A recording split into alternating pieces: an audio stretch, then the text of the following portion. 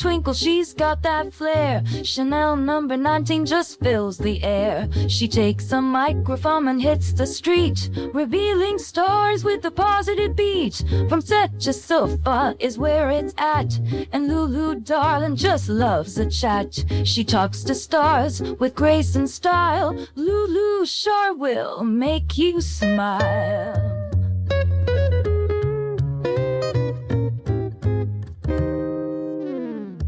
Hello, my lovelies, and welcome back to From Set to Sofa with Lulu. And I'm Lulu. Thank you for tuning in, for making a cuppa, finding a quiet spot, and joining me for another stroll down memory lane. I really do love sharing these conversations with you.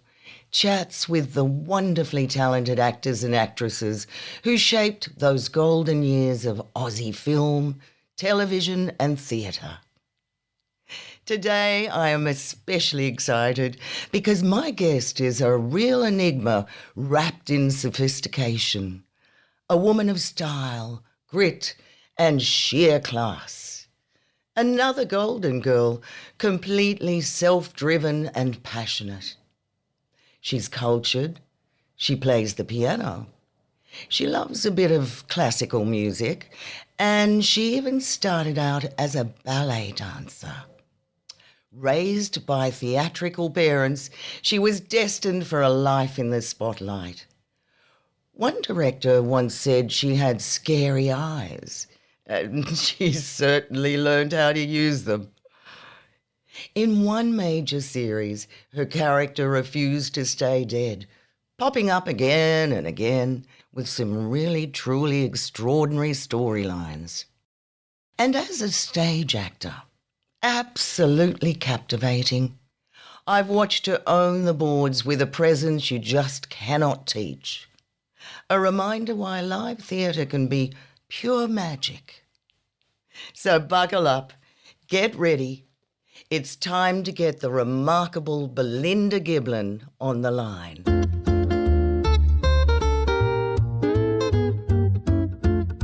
Hi, Belinda. So, how was your 5-kilometre walk this morning?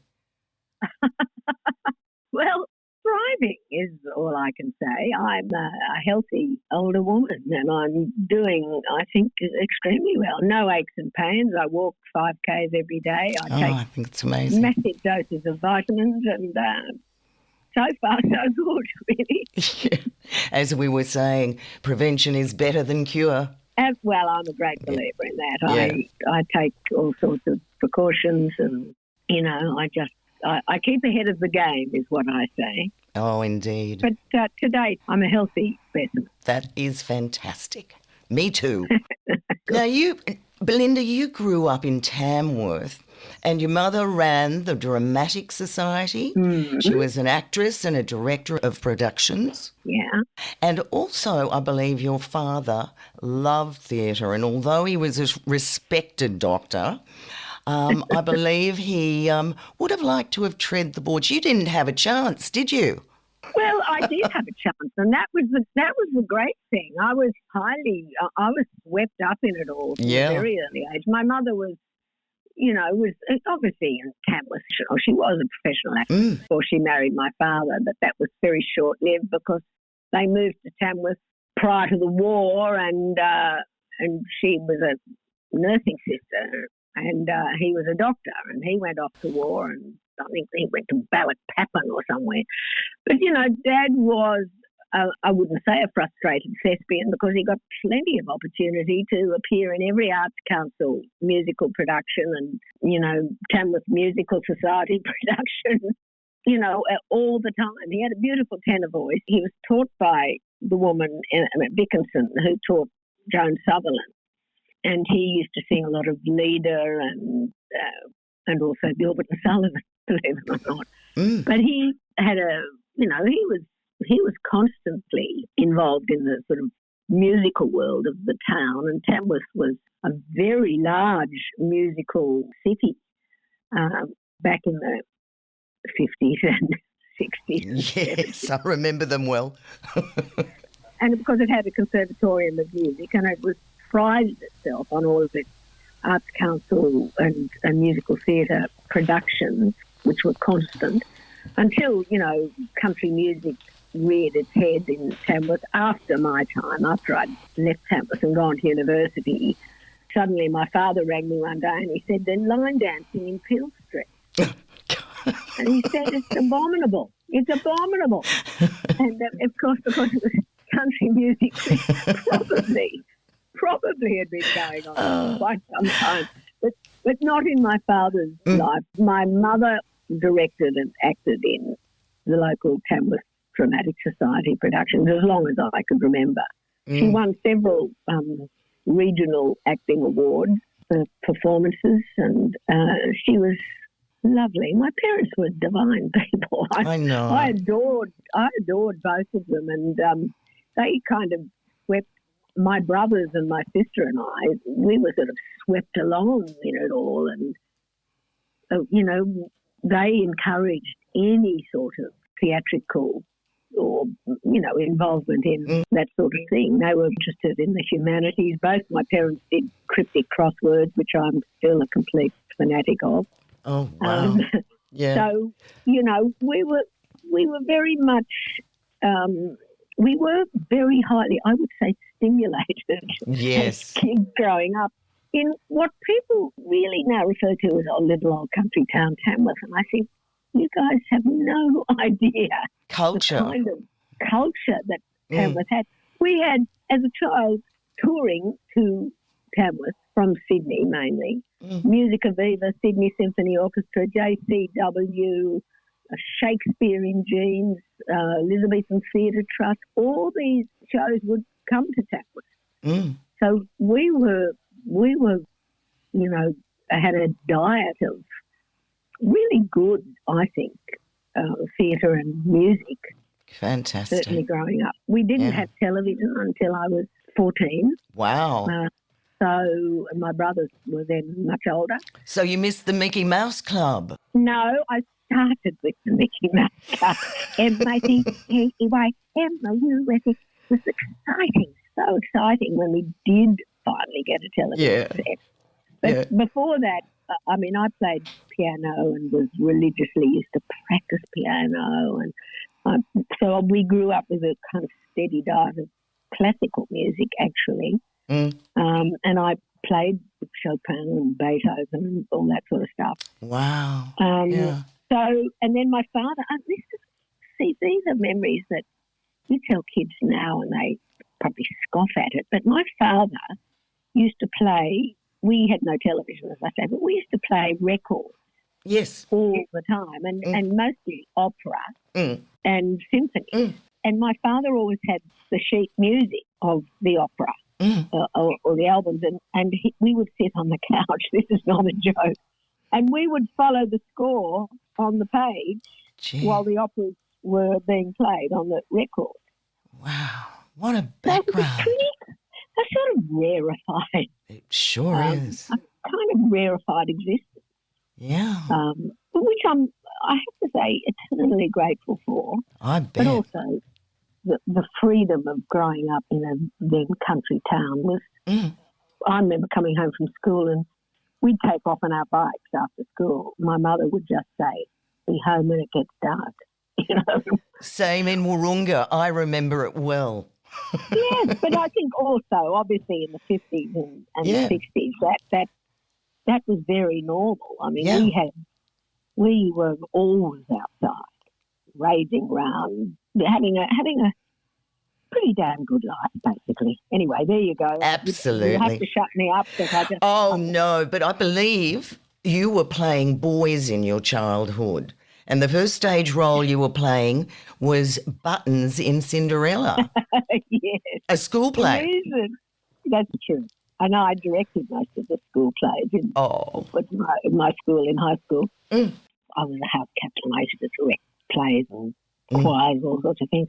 But, no Buttons. And the reason I was cast as boys is that I had a very hoarse and gravelly, I had a husky voice. A kind of jazz voice, if you like. And my granddaughter, who's now nearly 12, has exactly the same quality of voice. And she's got a lovely singing voice, which I never had. And so they said, you sound like you could be a boy. And then I came to Sydney and became an actor. And my first jobs were in ABC radio drama in Burke Street, old Burke Street. Like, Days of Our Lives and not Days of Our Lives. Bellbird, not Bellbird. No. What is it? Blue Hills. Blue Hills. Blue Hills. Yes. And all those. Yes. And I always played voice on radio. Right. So. But now this is one I did not know. You were offered a scholarship, I believe, to the Australian Ballet School when you were 17. Well, I wasn't 17. I was a bit younger than that. I had to go back over and look at all this stuff. I learned ballet from in fact, I'm writing a film about him at the moment, or at least I'm co-writing a film about him.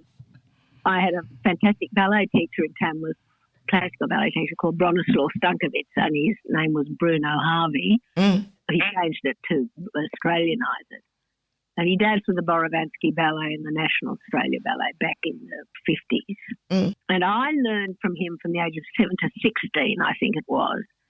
And we had so many ballet concerts and all wonderful fun, wonderful stuff. And he was an absolute muse of mine. He was so inspiring.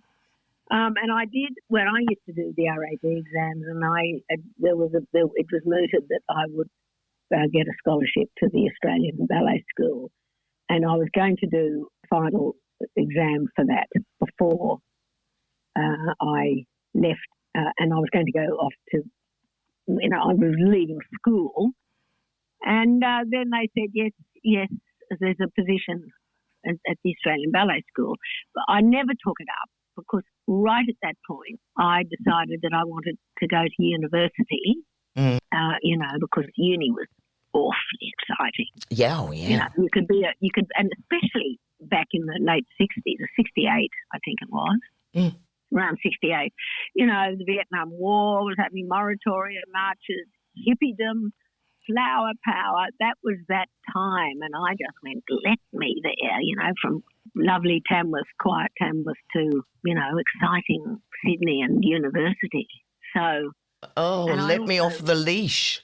I want to be a hippie. I want to be a hippie and have long hair and wear leather thongs in my hair. And I did actually opt to go to university. I always wanted to go to NIDA and act anyway, so I thought that was a better long-term option. Though I'm not quite sure how much I thought about it. But I went to Sydney Uni for 3 years, and that was huge fun. Studied art, but you did go to NIDA, but left a little earlier, I believe, because Crawford's offered you Matlock. No, I didn't. No? Yes, it is true. I did get offered a wonderful role in Matlock. But I went to NIDA. I got into NIDA. And it was a 2-year course back in those days. But I got kicked out after the first year. I didn't get kicked out during the year, but I got released after a year of NIDA. Pourquoi? Why? Pourquoi? Because I think I adored John Clark, who ran NIDA in those days. He was a great ally of mine, actually. But I think I was a bit of a stirrer. I think people thought I was a bit of a. I don't know. Maybe I don't know really. I still to this day don't know. But John Clark said I was a bit restless. Put it that way. And John you wanted to work, probably. Well, I don't know. I'd had 3 years in an institution at Sydney Uni. I'd had 3 years of, essays and academia, and I just wanted to get on with something. I don't know. Well, maybe I was a complete idiot.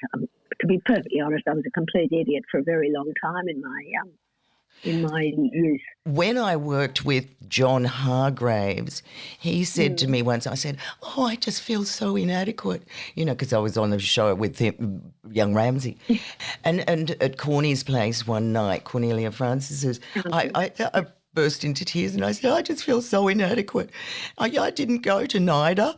And he said, I made it in spite of NIDA. So that was his. Well, That's what no, he believed.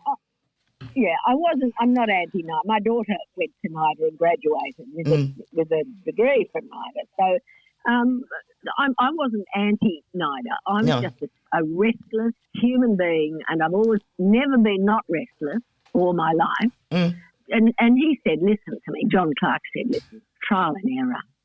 School of hard knocks is going to be your way in this business. And he was right. And I went and auditioned for, I think they were doing general auditions for NIDA up here in Sydney.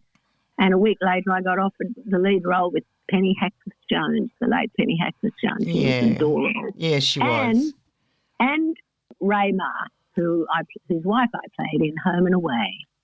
He was in the very same, and it was his first ever television job. And mine in a Matlock for Hector Crawford Studio.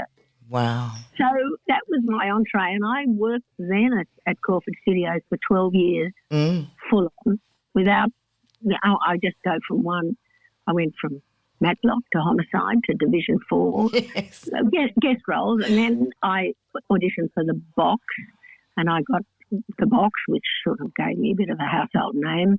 For as long as one has a household name, that is. The Box, and then Skyways, and the Cop Shop, and Sullivan's. I think I was at Bluey. I was in just about everything. Of course, the most wonderful avuncular, Crawford Studios. I was going to say the Crawford Stables, but it was a bit like that. It was. He had the monopoly of Australian television, and once you were in there, it was sort of, would you want to do a stint on Sullivan? You want to do a stint on Castle's Law? How about going into Skyways? And you go, right, you know. So it was a good time. Oh, yeah. Really, for me, a great learning experience. But, Now, going back to The Box, you know, I must talk about The Box because, you know, The Box was just so huge back then, along with Number 96. Concurrently, Yeah, they were.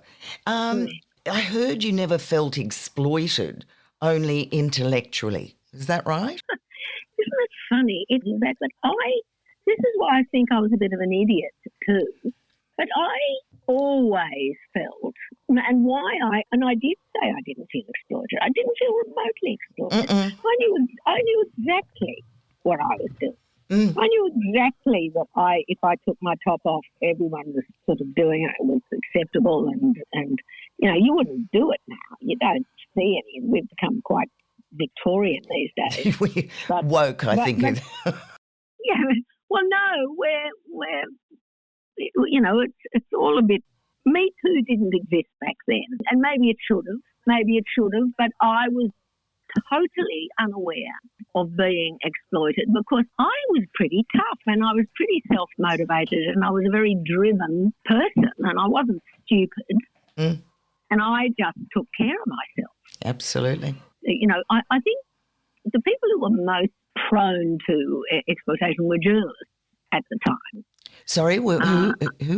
Journalists. Oh, yeah. Who were doing stories, you know, for TV. And that was where a lot of the exploitation came from, and the way they talked about things and the questions they wanted to ask. But I, in a funny way, I think what saved me from all of that was I never took all that seriously. How could you? I actually just never took it seriously. I thought, there's no way this guy's going to take advantage of me. There's no. It never occurred to me that I would be taken advantage of, and I wasn't, as it turns out. But I'm not suggesting that these things weren't happening. They may well have been, but it certainly didn't happen in your.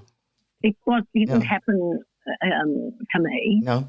Looking back, I think, oh God, all that. Sometimes you think, oh, it was all a bit silly, really, but it was what it was for its time. It broke new territory, and there were a lot of taboos. Homosexuality was first mentioned. Yep. You know, all those things were.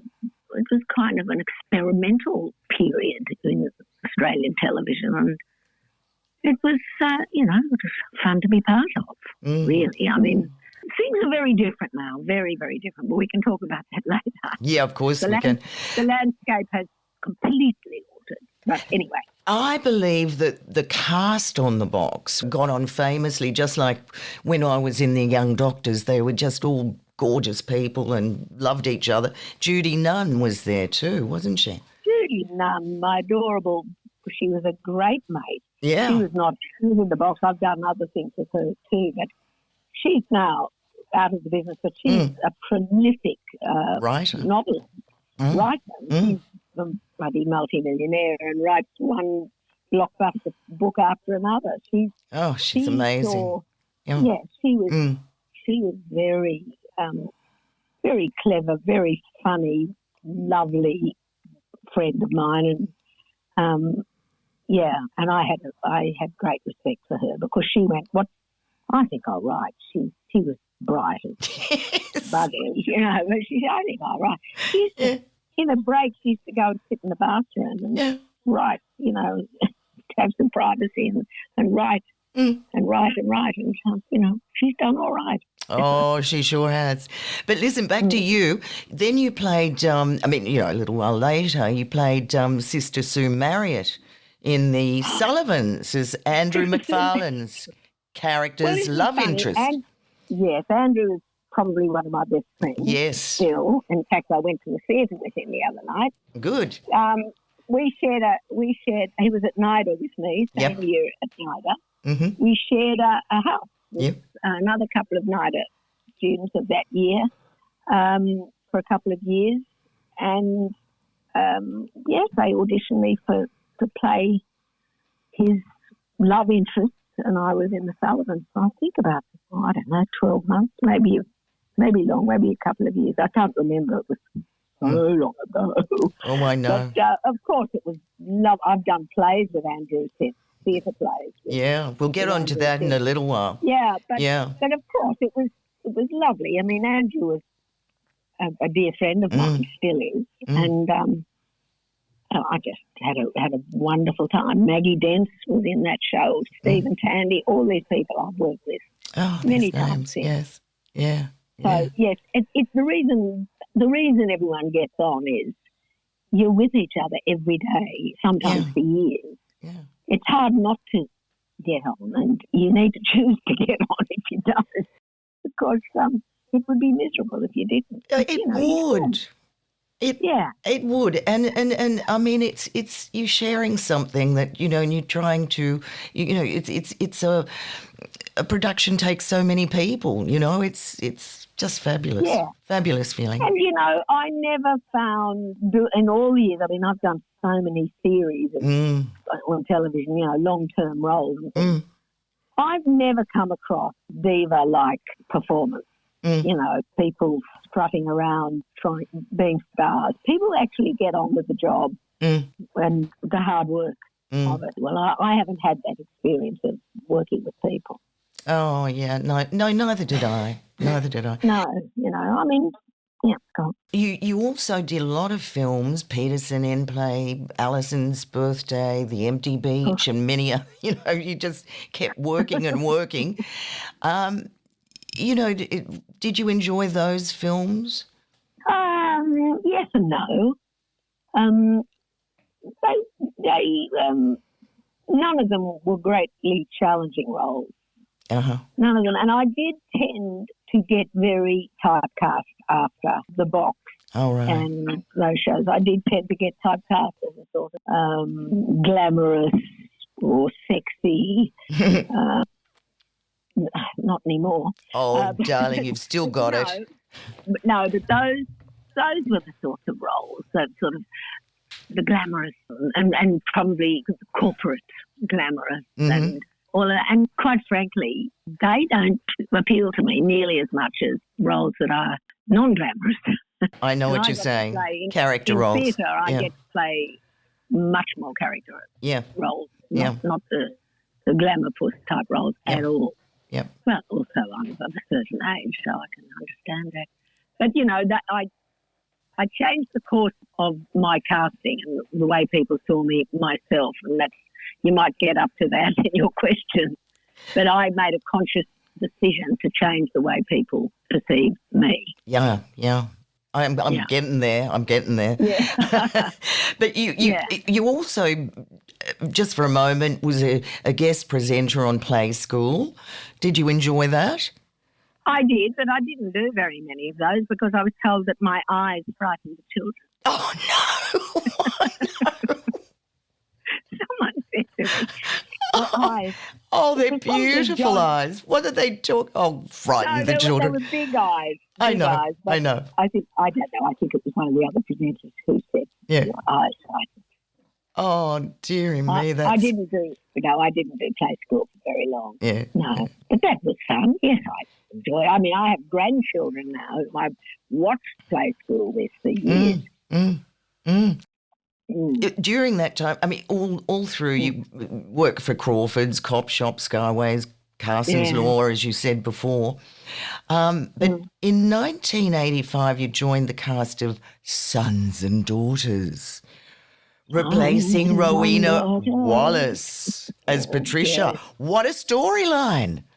What a storyline.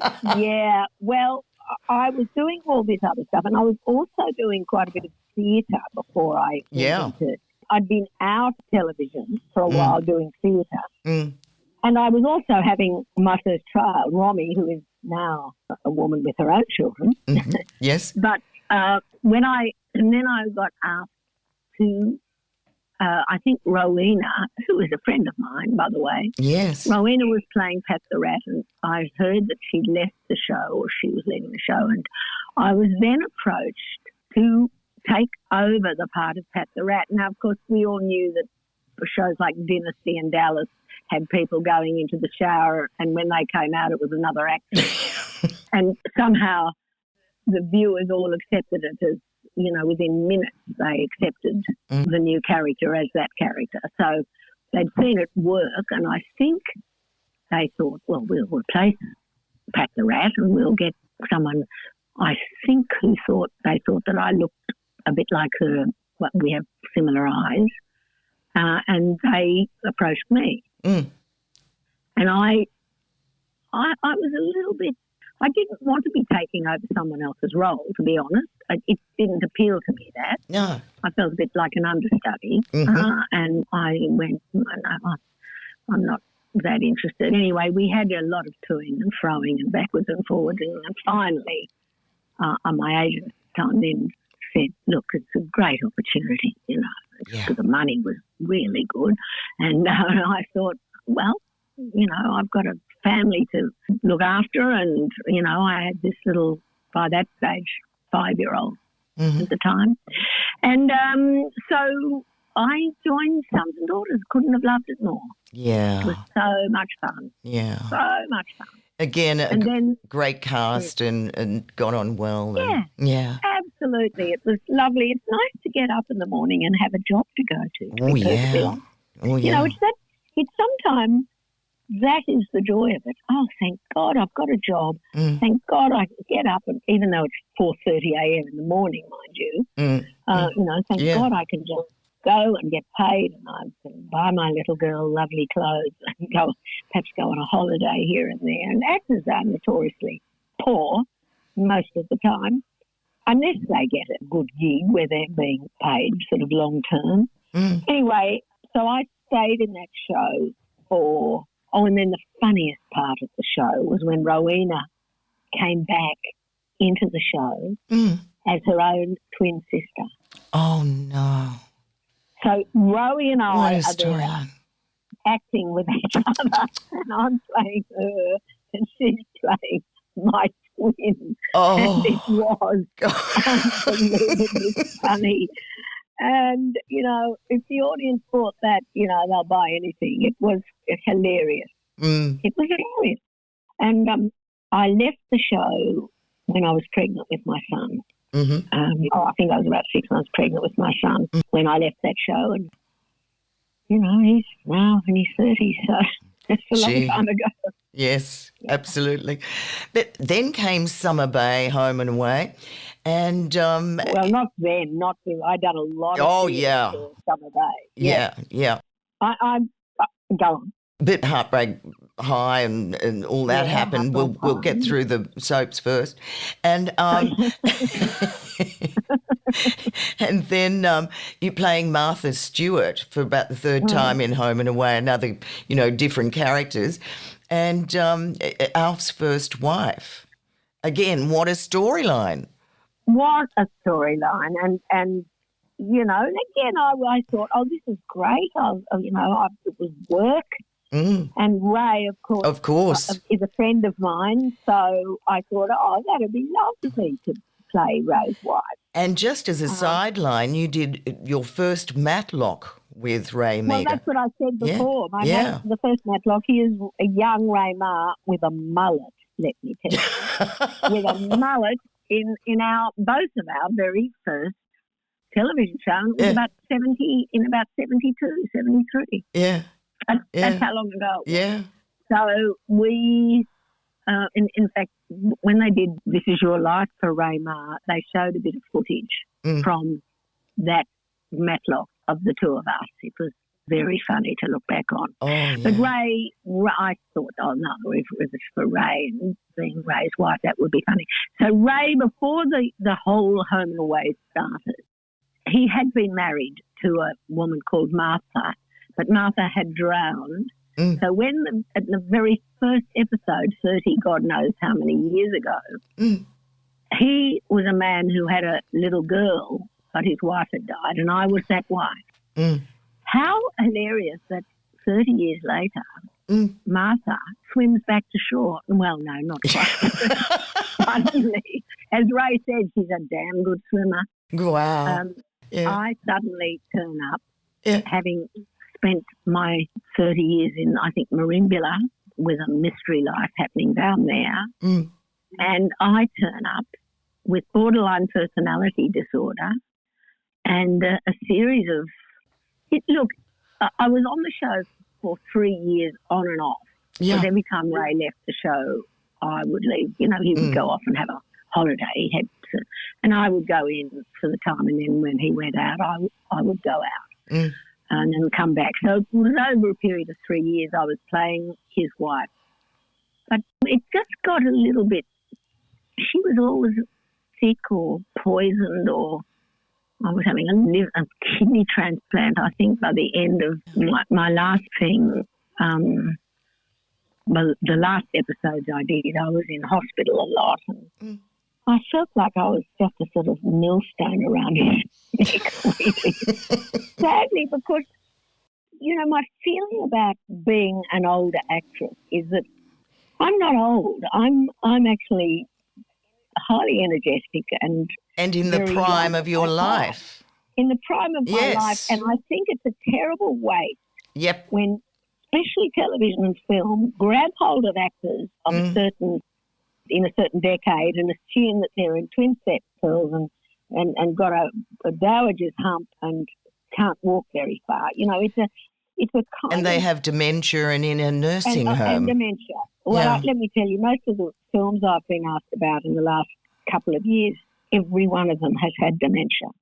Jeez. I haven't got any of them. Perhaps I don't display enough signs of dementia. But anyway, it's interesting.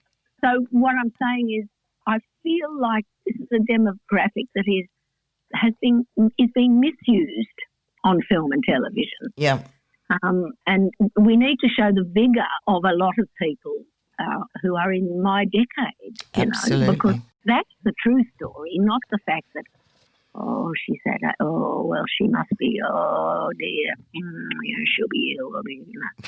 So, but the storylines when I started in Home and Away, I thought were fabulous. I loved, and the writers were terrific.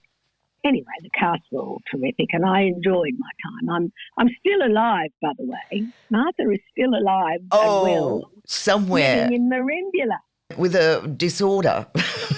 No, I don't think she's got a disorder. No. But she's in a kind of an artist colony. Oh, lovely. Great. So, I think it's time for a resurrection, to be honest.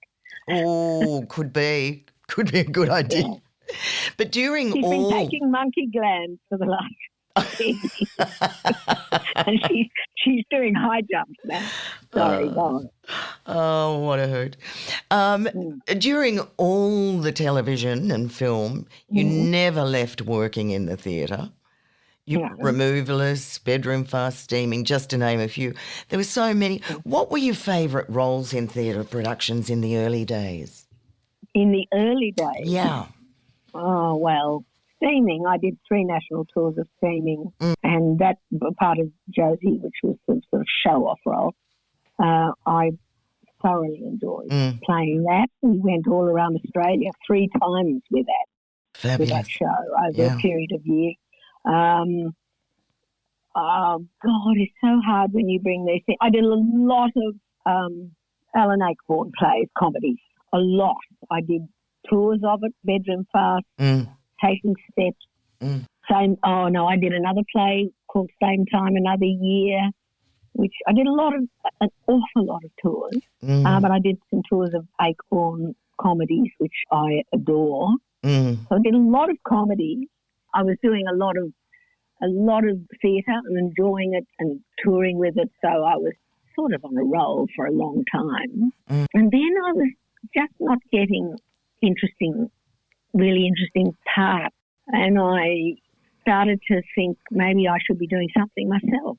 And this is a thing that is so true, particularly of now, is an actor is always asking themselves, should I be doing something?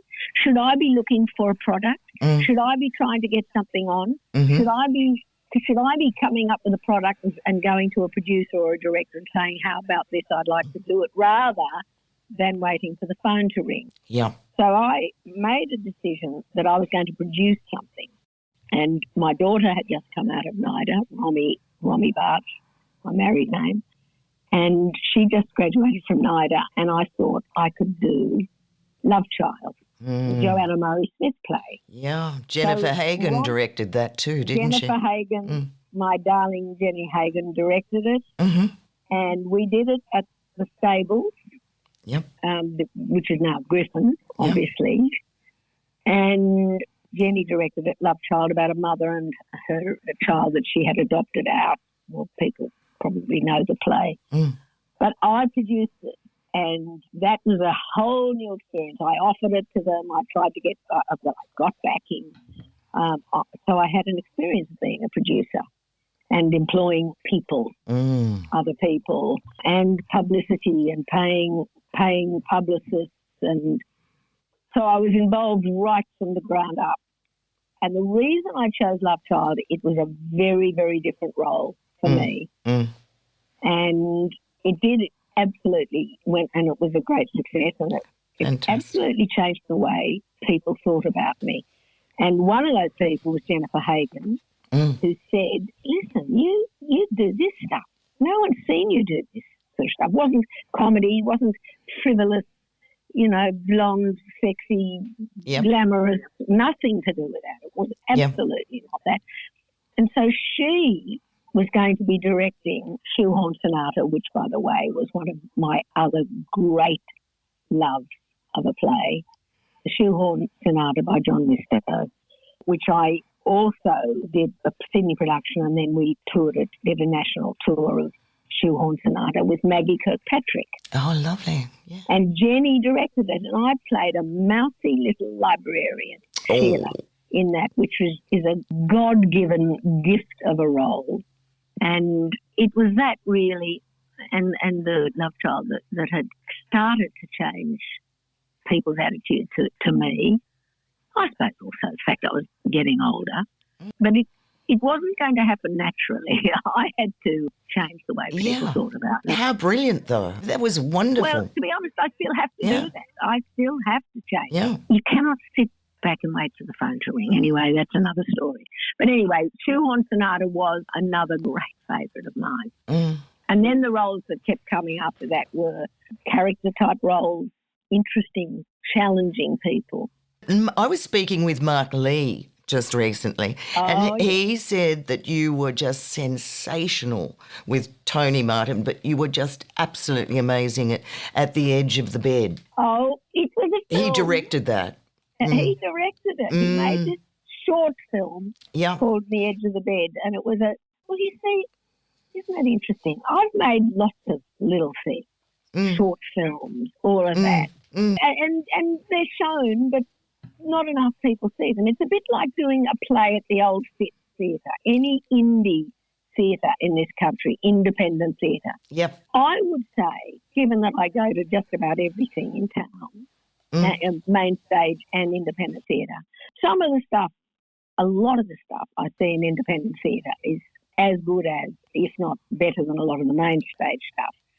And yet it doesn't get seen by main stage audiences. Yeah. And I think that's, just damn too bad. But Ear to the Edge of Time was an indie film. And I did a film also 4 years ago called A Stitch in Time, which is actually on Netflix. Oh, I saw it the other day. Belinda, right, well, it won the best indie film. But that's an indie it's just film, you see. wonderful. Yeah. Yeah. Well, they're both independent films. And Ear to the Edge not Ear to the Edge of Time. What was it? Edge of the Bed. The Edge of the Bed. The Edge of the Bed with Tony was a lovely... At the Edge of the Bed. Little, intimate little film with Tony Martin. Yeah. Yeah. Yeah. Oh, that's nice of Mark to say that. Oh, yes. He just thought, he raved about you.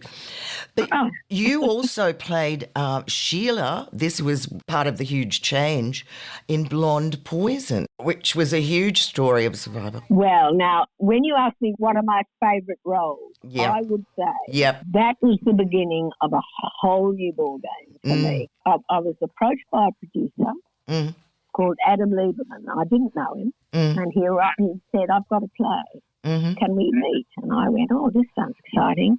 Anyway, he said, I got this play when I was overseas, and it was called Blonde Poison. It was about a German Jewish blonde woman who hated being Jewish, of course, and it was set during the Second World War. It was when Hitler was Hitler's rise in Germany, and the Gestapo and rounding up Jews.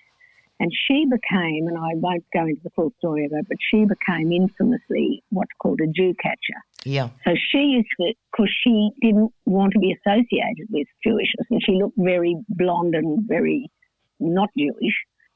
She went around with the Gestapo, who she sort of got into cahoots with, and pointed out other Jews and who were rounded up. The most awful thing. I mean, about her. Yep. And she lived till she was 90, by the way.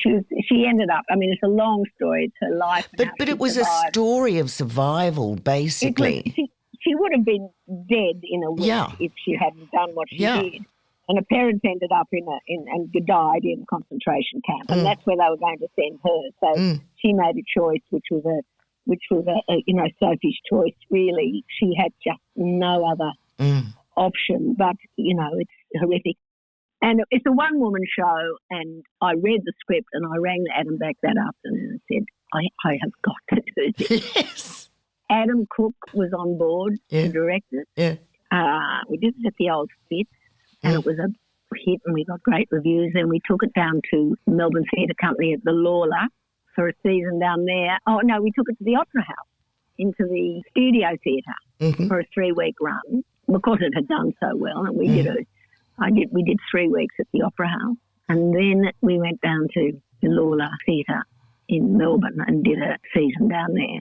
That was the beginning of a whole new kind of a new Belinda Giblin, Well, a wave of employment, put it that way. And so as it can do, not always, it then starts to snowball into kind of other things. And then I did, I can't be with them. But wait a minute, before that you received acclaim and a nomination as Best Actress at the Sydney Theatre Awards for Blonde Poison. Yes. Yep. Fantastic. And also another nomination by the Sydney Theatre Critics Circle for the Best Actress playing Winnie in Happy Days. Happy Days, that was my happy days at the Old Spitz. We did 2 seasons of it because we sold out and we had to do another season. So, and with the lovely Lex Marinoff, who played my Willie. Oh, wasn't he gorgeous? What a shame. You asked me what the highlights of my theatre career would be. I would say Happy Days. How could it not be, Becca? Yeah. One, Blonde Poison. I got a nomination for both of those, and I also did Doubt, directed by Dino Benetriades, the play about nuns. Oh, right. Yes. The film with Meryl Streep. I played that role. And I got a nomination for that as well. Were you disappointed you didn't receive any of these awards? I mean, you should have. That's a very telling. Look, the truth is, I've been nominated 5 times for the Sydney Theatre Critics Award, and I haven't won it. But I have to say, when I did Happy Days, because of the reviews, which were fabulous, I did think that I might get it for that. But no, I didn't. It's not judged all by all the top theatre critics, though. It's judged by, a huge number of bloggers. Anyone can be a critic now and anyone can be a blogger. I don't know how many people actually saw the play, to be honest. I don't know. Look, I was nominated. I feel... The mere fact that you were nominated was an absolutely wonderful coup, That's right. Great. Look, to be honest, that's what... when you get the nomination, it's the sort of... it's a sort of validation that you exist. It doesn't last long, let me tell you, because I did, and I've done Amadeus at the Opera House with Michael Sheen. Michael Sheen played Salieri. Oh, yeah. And it was done with the Australians, some opera singers. It was done with the full 28-piece orchestra, and it was a most wonderful time. So that was Amadeus, and then I did Suddenly Last Summer at the Ensemble. This is all in 1 year. Wow. Suddenly Last Summer at the Ensemble Theatre. Wow. I did The Weekend at Belvoir. I saw that and I loved it and loved you. Yeah, well, I did The Weekend, and then I played Queen Elizabeth in Venus and Adonis, Damien Ryan. Well, I did a film first of Venus and Adonis, playing the Queen, and then Damien made the film, and then Damien did the play at the Seymour Centre, and we did the play Venus and Adonis, and I played the Queen in that. I couldn't have loved it more. That was 4 plays in 1 year. Wow. And yet it doesn't mean that you're going to keep working. No, no. This is the thing. I know. So the Griffin Theatre, the Griffin, you played Sue in Family Values, written by David Williamson with your old mate Andrew McFarlane. With Andrew, played his wife. We had the best fun. That was a Williamson play, yeah. Yeah. It was the best fun. Just anything with Andrew was fun because we're great gigglers and we laugh a lot. As did the whole cast, It was a lovely cast. And all that history together.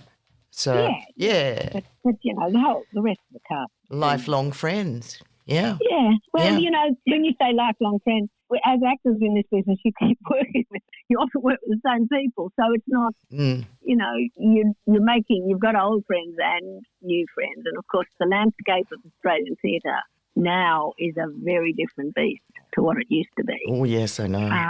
And run by a very different... And younger people. Younger and younger people with different agenda. Yeah. And, it leaves me a little bit bewildered because even though I have children and grandchildren and I'm very up on what's sort of going on, the theatre scene and the film and television scene is now run by people, as it should be, by the way, by young people who probably have no idea who I am and have no idea of my body of work. Then you look at the casting people and go, oh, my God, this person has probably no idea what I've ever done. But I think that's part of the course. I think that's what happens, which is why I said you really need to, and why I'm bewildered is, do they know my history in order to cast me in something, or do I need to go with a product and say, hey, I want to do this? I'm not quite sure now quite how this industry is working. I did an optics. I know, I was going to say that. Oh. And to be honest with you, I couldn't wait for you to come on in your scenes. Oh, I think, well, I thought it hilarious fun. And that, again, I had the best fun time doing that. But they were young, clever, young comedians, clever, withered, modern. I mean, do you know what I mean? I was very much the older, like, what the fuck's going on here? Oh, you have to zip that. What is all the app for this and an app for that? I mean, so that was the humour of my role, was that here was a woman who was of another generation. The generation gap. Yeah, in a very young people's world. And I think that works. And I think it does. It did for me. Yeah, and I think that was the fun of the whole series for me. And those guys, Vic and Jen and Cole and Mr. First, were all, those three wrote it. And they were just delightful to work with. Fabulous. That came out this year, but, you know, I'm always looking on, so what's next? What's next? What's next? Yep.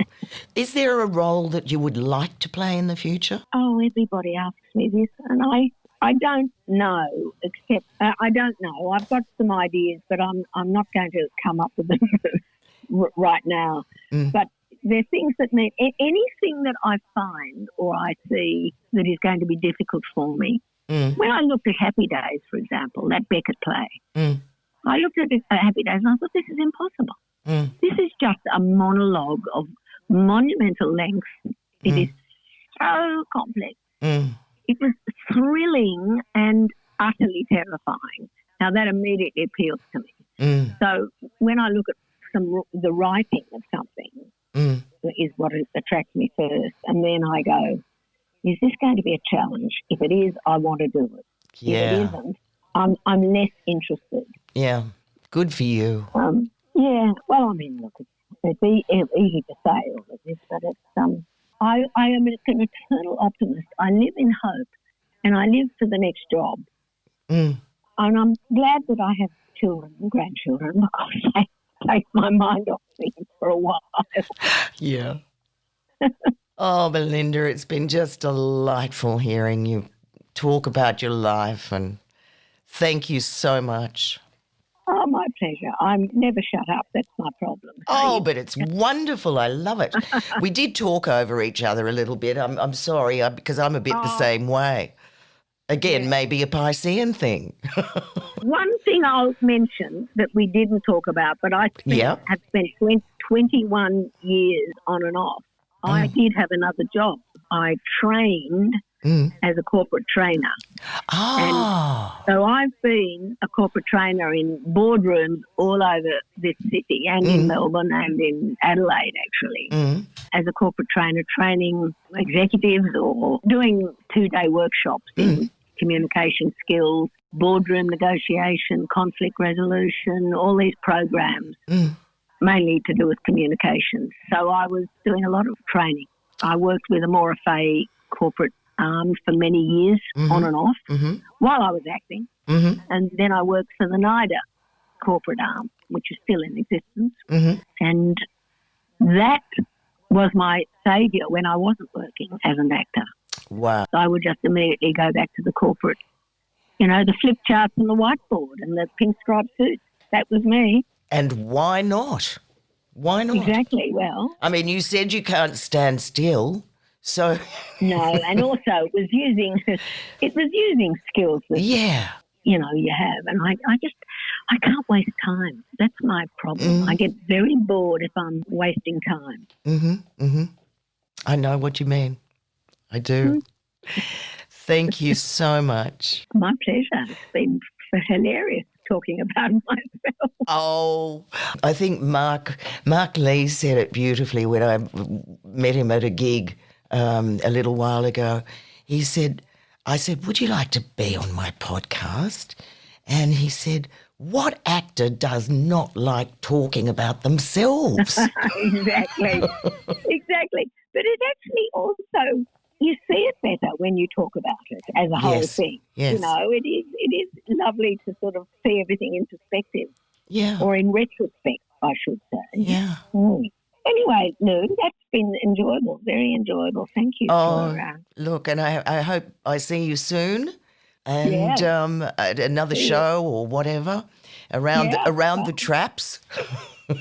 Oh, well, if you've got a spare ticket to anything, let me know. All right, I will. I will. Okay, no. All right, Nell. Take All right. care. See you. Bye.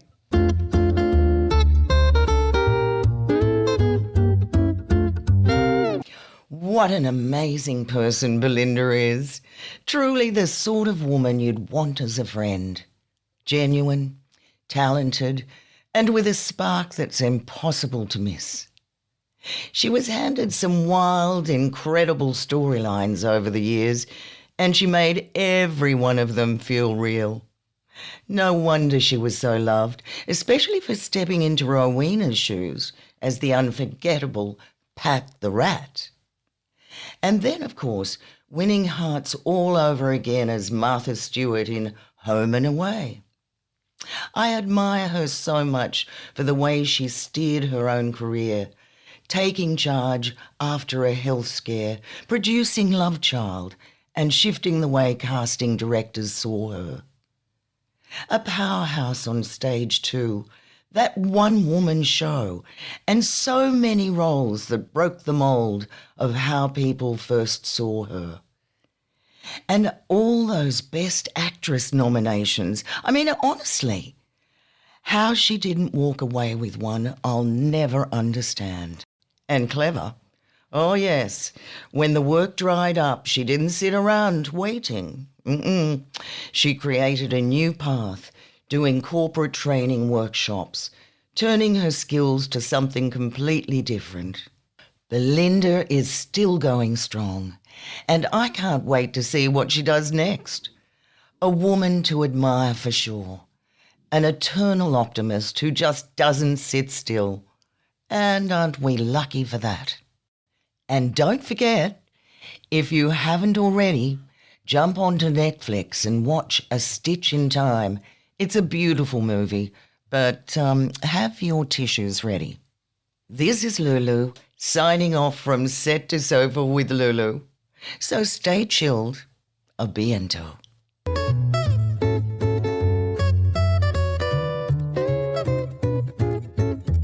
Thanks for listening with an open heart. But now it's time for us to part. So tell everybody that you know to tune in next week to Lulu's show. From Set to Sofa is where it's at.